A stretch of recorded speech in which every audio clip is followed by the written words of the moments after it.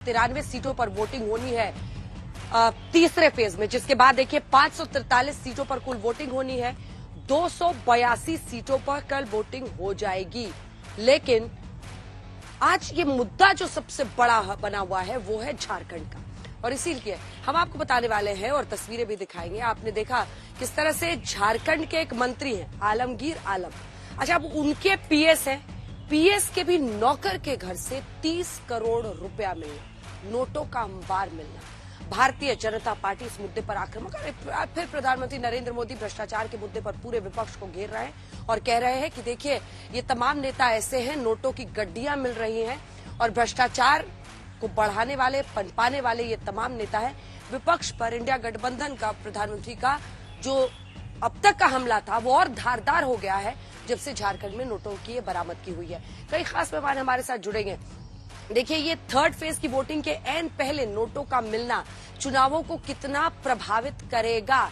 कल 6 केंद्रीय मंत्री, 4 राज्य मंत्री, 5 पूर्व मुख्यमंत्रियों की किस्मत दांव पर है। लेकिन इन सब के बीच जब इस तरह से नोटों की बरामदगी झारखंड में होती है तो क्या बीजेपी के हाथ एक बड़ा हथियार लगता है? इन सब पर आज चर्चा करेंगे। कई खास मेहमान हमारे साथ जुड़ेंगे, लेकिन पहले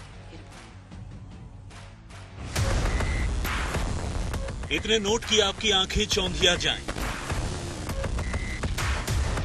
इतने नोट की गिनने वाले गिनते गिनते थक जाएं। इतने नोट की रखने के लिए 10 बैग भी कम पड़ जाए। इतने नोट की कई परिवारों की पूरी जिंदगी कट जाए।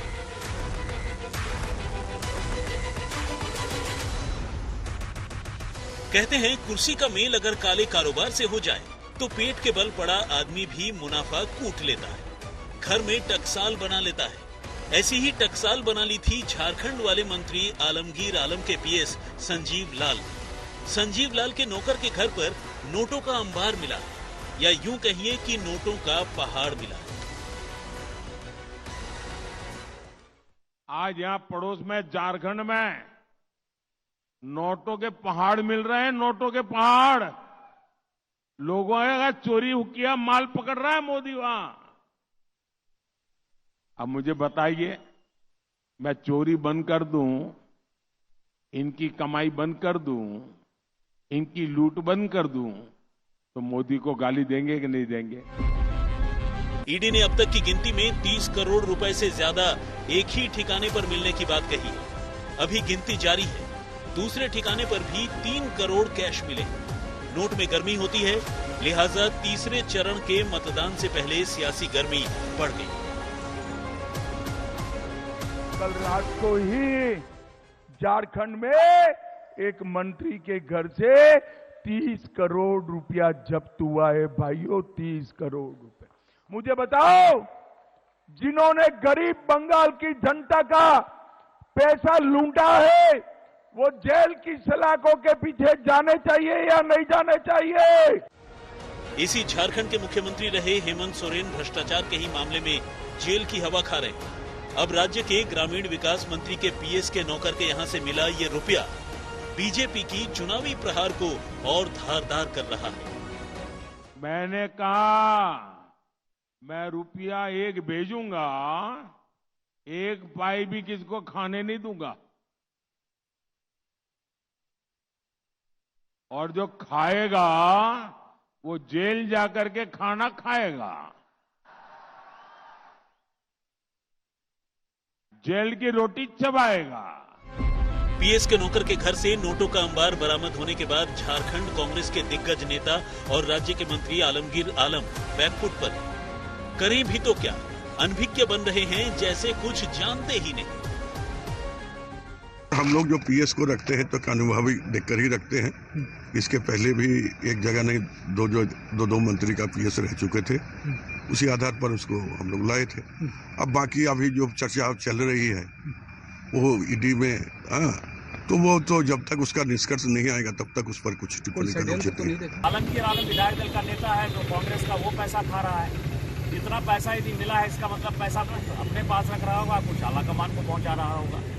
खाली ठेकेदारी, भ्रष्टाचार, ट्रांसफर, पोस्टिंग, मिट्टी, बालू, दारू, इसी सब का सिंडिकेट चल रहा है।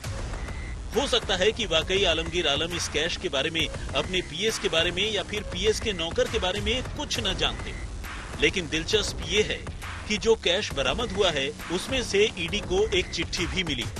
सूत्र बताते हैं कि वो गुप्त चिट्ठी ईडी ने ही सरकार को लिखी थी और धड़ल्ले से हो रहे भ्रष्टाचार को लेकर आगाह किया। वही चिट्ठी आलमगीर आलम के पीएस के नौकर के घर से मिले नोटों की गड्डी में रखी। अब सवाल यह है कि ईडी की चिट्ठी नोटों के बंडलों में कैसे पहुंची। मोदी को हराने का पूरे देश में एक साजिश चल रहा है। उसी में झारखंड से पैसा आता बिहार और झारखंड की सरकार ये पैसे के बल पे मोदी को हराना चाहते हैं। तो नौकर के पास इतना माल है तो मालिक के पास कितना माल होगा। ये कांग्रेस पार्टी सत्ता से दूर है, लेकिन जहां भी राज्य में सत्ता में है वहां उनके लिए नोट की बहार है। और ईडी की छापे में इतनी बड़ी तादाद में नोट मिले हैं, इससे ये पता है कि पुराना पैसा भी कांग्रेस का काफी बचा हुआ है। तीसरे चरण में चुनाव झारखंड में नहीं है, मगर वहां मतदान हो इससे पहले ही माहौल बन गया है। ये सब लुटेरे हैं। ये लालू प्रसाद जी का परिवार हो, शिबू सोरेन जी का परिवार हो, देश को लूटने वाले हैं। और लूटने वाले को जब सरकार कार्रवाई करती है तो दर्द तो होगा ही। हम मांग करते हैं कि आलमगीर आलम को तुरंत हिरासत में लेना चाहिए, कड़ाई से पूछताछ होनी चाहिए और इस पैसे का कनेक्शन जोड़ना चाहिए ईडी को। दूसरी बात, चुनाव आयोग भी संज्ञान ले, क्योंकि चुनाव के समय 25 करोड़ से ज्यादा की रिकवरी कहीं ये दिखाती है कि कहीं ये काला धन चुनाव को प्रभावित करने के लिए तो नहीं था। अब नोटों की गिनती जारी है। देखते जाइए कि अभी कितने बंडल और मिलते हैं और गिनती कहां तक जाती है। मगर इस कैश ने बीजेपी के लिए जमकर खेलने का मौका जरूर बना दिया। आज तक ब्यूरो।